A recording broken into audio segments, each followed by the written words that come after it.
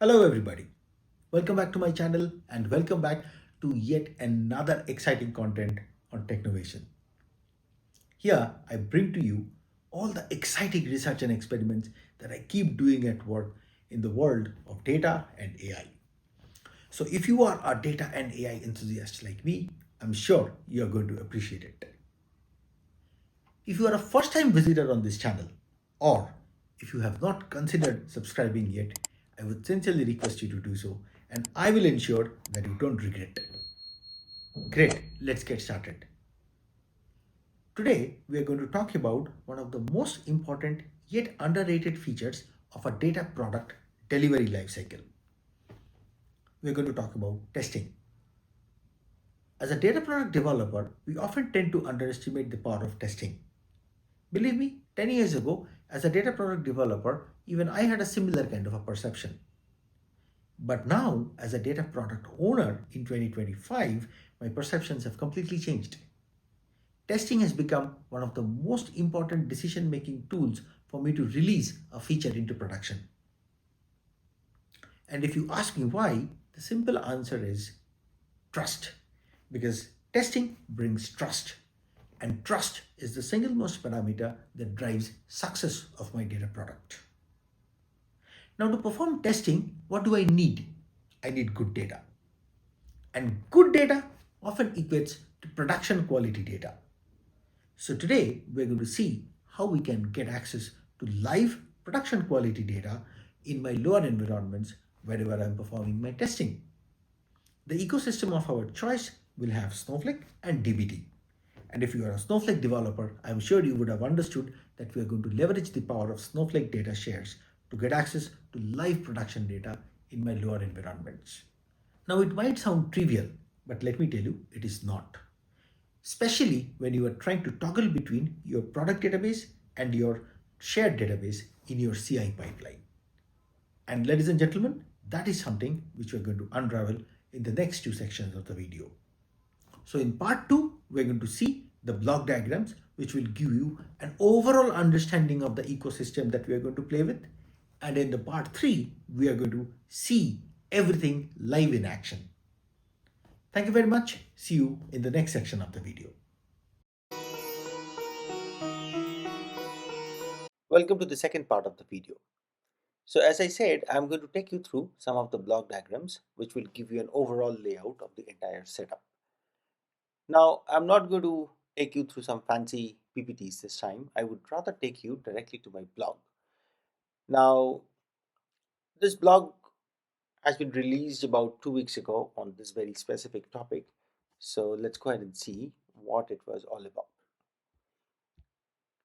Here is a diagram that is going to give you a fair amount of idea of what we are going to build. So we have two data products, because generally if you go to a production floor, you are not going to work with a single data product. You will definitely create a chain of data products, right? So I have two data products here. First, on the left hand side, you see a data product named sample customer.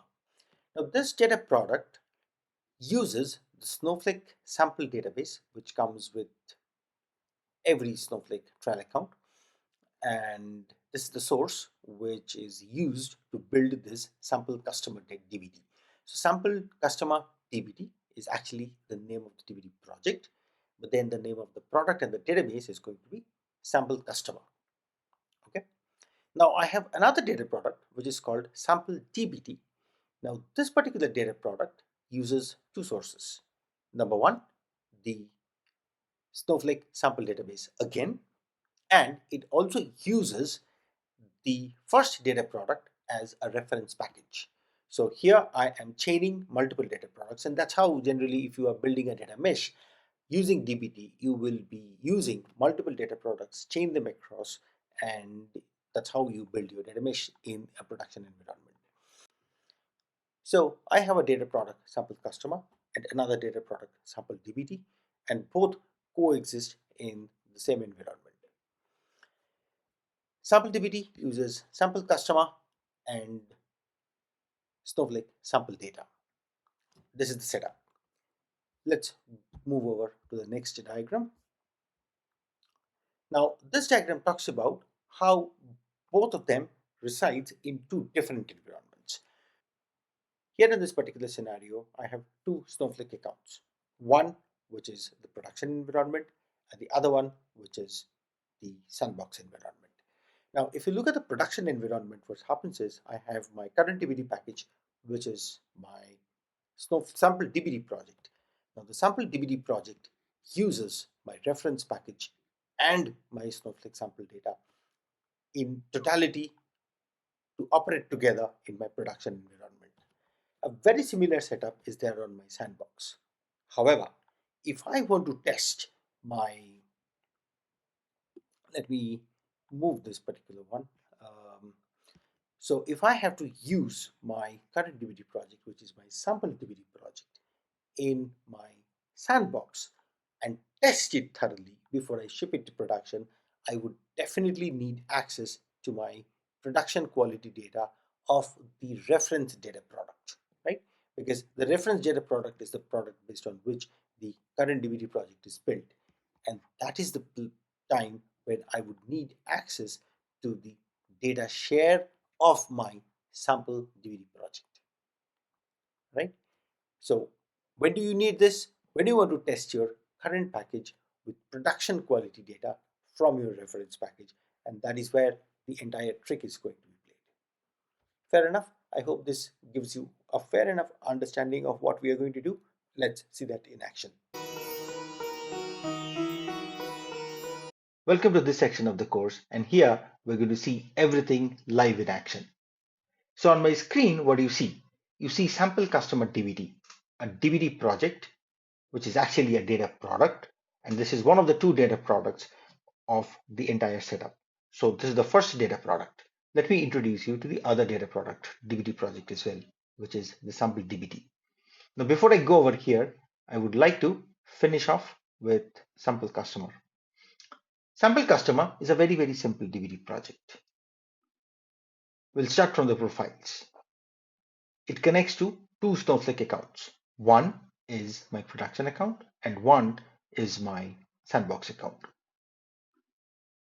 Moving on to the DVD project file, you have the sample customer, you have the database, marts, materialized as tables, and a very simple explanation, right?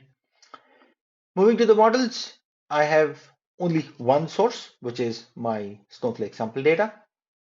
I move to my staging. I have one model which reads everything from the customer table, and I have a Mars model which selectively reads from the staging layer. Very simple. Now, I have two copies of this database in two different environments. I can run it in my production and I can run it in my sandbox. Let me go ahead and run it. First, I'm going to run it in my production.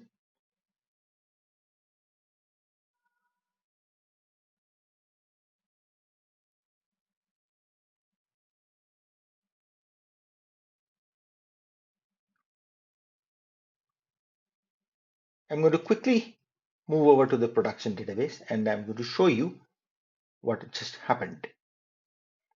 I'm going to my customer. If I go to my customer table, and you can see it just created within the last minute, and that is the reason it is showing just now, right? So in my production environment, it just ran. And which is my production environment? I have this account starting with MJ. Fair enough. If I go to my profiles, you can see this particular account starting with MJ. Don't worry about the username and password. This will soon be gone just the moment the video is over. Now, I would run it in my sandbox environment as well.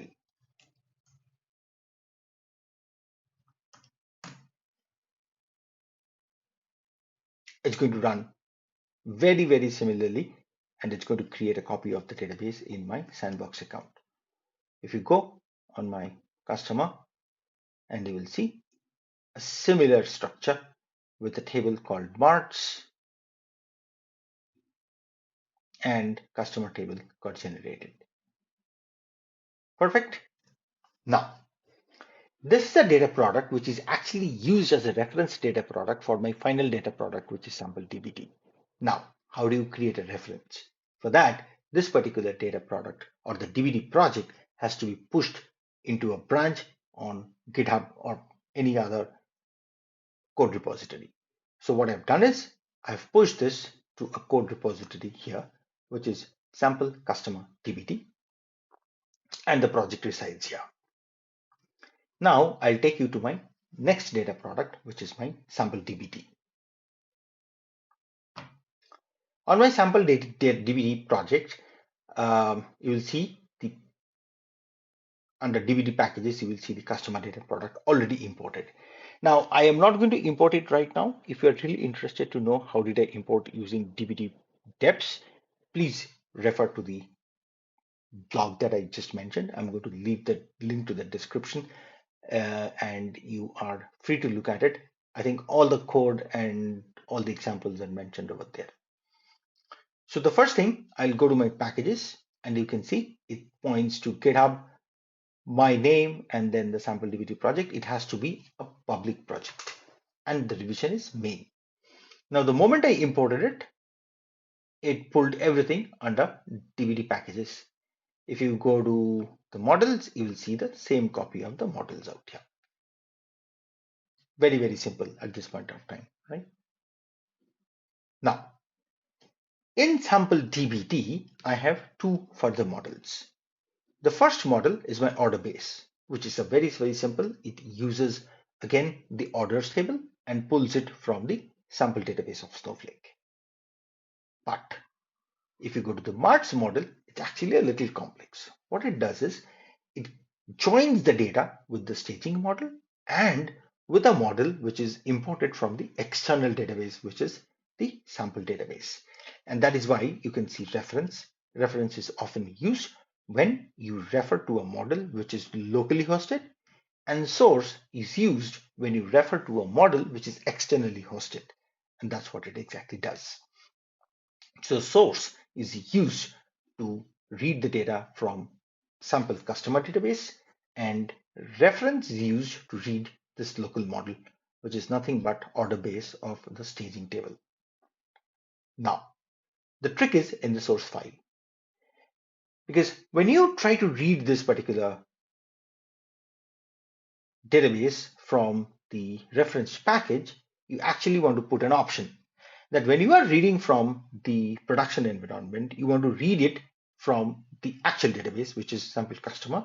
But when you are reading the database from your non-production environment, it might be dev, UAT, or Sandbox in our case, it is going to refer to the name of the database with an underscore of share, because that's how your shared database is created, right? So if you go to my dbt project, you will actually see there's a variable called sample customer database, which is defaulted out to sample customer.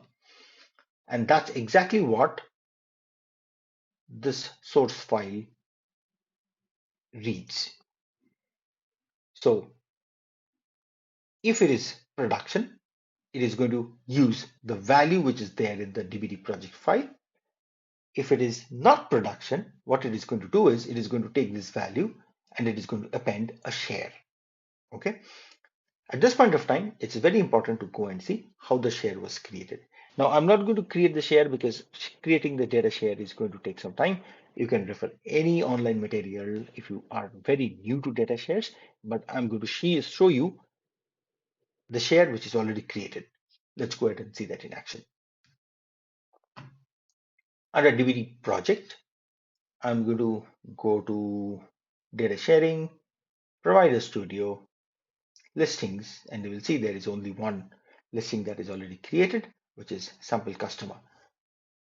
If I go inside, you will see there's only one table which has been added, which is my mart table. Fair enough. Let me cancel it. Let me go back to the listing details, and it is a private share, and it is shared with only one account, which is IUB70930, which is nothing but my Sandbox account. Same account, you will see IUB70930. Now, here on the Sandbox account, I have two copies. One is the sample customer, which we just built it using the dbt project, and this particular database, which is nothing but a share. So I have imported the share and created a table, or I've created a database with the name of underscore share. Now this is a custom made name, and the entire setup assumes that all your data shares will have a name called underscore share. And that is the reason, if you see in my project also, I have made it underscore share. Now it depends on you. You can choose a different convention, but if you choose a different convention, then your code will have to be accordingly amended with those corrections. Okay, fair enough. Now I'm going to run this. Now I think running is going to take some time, so I would rather show you the compiled code. So I already have it open, so I'll just clear it up. And here I'll run the compiled code when the target is equal to production. When the target is equal to production, if I go to the target compiled marks, this one, you will see it is pointing to sample customer. Sample customer and sample DBT. That means both are pointing to locally hosted database, which is in the production account. But the moment I switch this over to Sandbox, things will automatically switch to my share. Take a look at it and it will share. Yes, it has switched over to sample customer share and I have the sample DBT. Great. So that gives you the flexibility to quickly switch between your actual database and the shared database. Now, how do you use it within your CI pipeline? It's very simple, right? Because in your CI pipeline, you just cannot say dbt run. You will have to pass on the target environment. And based on your target environment of the runner that executes your CI, it is going to switch over to either the product database or the shared database. So that brings us to the end of this entire section. However, before I wrap up, I would also like to talk about a few limitations. Now, there are very few scenarios where your data shares will not come to your help. And I don't know whether you have already figured it out or not, but if you are a pro data engineer and you have been playing with multiple data products for some time, you will know what I mean. So this particular way of working with data shares will work only when there are no changes in your upstream. That means when you are working with your sample DBT, if there are no changes in your sample customer, you are only making your change in your sample DBT project, it is going to work fine. However, if there are a few changes which are also a part of your release, which are going into your sample customer database, your sample DBT is going to fail. Why, you tell me? Because it's the order of execution. Your sample DBT is completely dependent on your sample customer. So if you are making some changes in your sample DBT project, which is dependent on a change on sample customer, unless you push your sample customer code, sample DBT is not going to get it in your sandbox environment, correct? Because it is going to refer to a live share. So the moment there is a change in your sample customer database, that is going to be reflected in your share, and then the share is going to be used by your sample DBT. So if there is a dependency on the change that goes into your sample customer database as well, you will have to manage the dependencies, otherwise it is going to fail. So I would consider this as a limitation. However, it's a very good limitation to have because you can still manage around the way you handle this limitation with rightly managing your dependencies, right? I think this gives you a very good picture of how you can play around with your data shares while you get live access to your data to do your testing. Now, how do you do your testing? That is not within the purview of this particular video. You can write your DBT sample tests. You can write DBT custom tests. You may not write DBT tests at all. You can write a separate test suite in a separate integration package. It depends on you, right? But still, you have access to your data shares and live production data. Thank you very much. If you have enjoyed this video and if you find this video really helpful, I would sincerely consider you to hit the like button, because tiny gestures like this from audiences like you makes a lot of impact on our motivation. Thank you very much. See you in the next video. Bye bye.